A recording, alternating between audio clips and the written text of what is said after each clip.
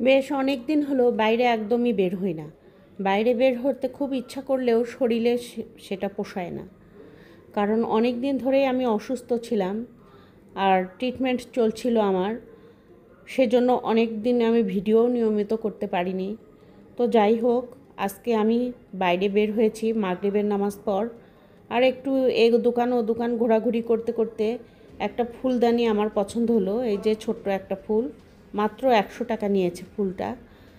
আর কিছু বাসনপত্রের দরকার ছিল, কিছু সার্ভিং বোল আমার প্রয়োজন ছিল। তো সেই জন্য আমি গেছি। তো হুট করে ঘুরতে ঘুরতে এই যে এই বোলটা পছন্দ হয়ে গেল। দাম নিয়েছে 340 টাকা।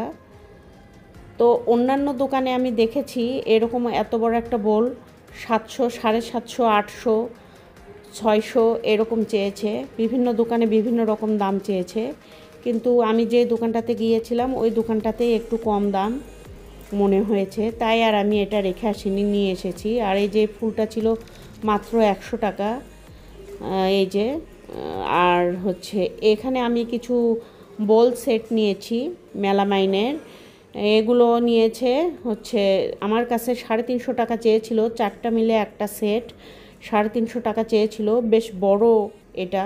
আমি ভেবেছিলাম একটাই হয়তো বা 350 টাকা, কিন্তু না, উনি দোকানদার বলল যে 4টা মিলে নাকি 350 টাকা। তো আমি তারপরেও বার্গেনিং করছিলাম, দামাদামি করে আমি শেষ পর্যন্ত এটা 280 টাকাই নিয়েছি।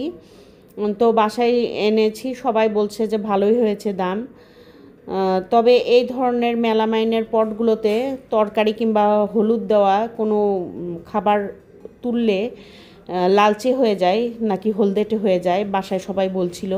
তো আমি ভেবেছি এগুলোতে হলুদ কিছু না তুলে মিঠাই মিষ্টান্ন জাতীয় কোনো কিছু তোলা যেতে পারে, যেমন পায়েস, সেমাই, তারপরে ভাত, পোলাও, এই টাইপের কিছু।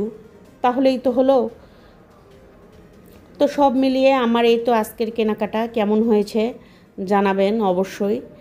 আর আমার জিনিসগুলোর দাম কি খুব বেশি হয়েছে? আপনাদের কি এই সম্পর্কে কোনো আইডিয়া আছে?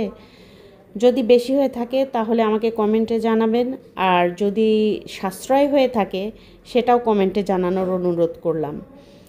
তো ভিডিওটা এই পর্যন্তই। ভালো লাগলে লাইক, কমেন্ট, শেয়ার দিয়েন। আর আমার চ্যানেলটাকে একটু বেশি বেশি করে সাবস্ক্রাইব করে দিয়েন সবাই। আর যে আপু ভাইয়ারা সাবস্ক্রাইব করে দিয়েছেন তাদেরকে অসংখ্য অসংখ্য ধন্যবাদ। আর একটা ভিডিও তৈরি করতে অনেক পরিশ্রম করতে হয়। সবাই যদি একটু সাপোর্ট করে, একটা লাইক, একটা সাবস্ক্রাইব যদি পাই, তাহলে অনুপ্রেরণা বেড়ে যায় আরও ভালো কাজ করার। তো ভিডিওটা এ পর্যন্তই, দেখা হবে পরের ভিডিওতে। সে পর্যন্ত বিদায়, আল্লাহ হাফেজ।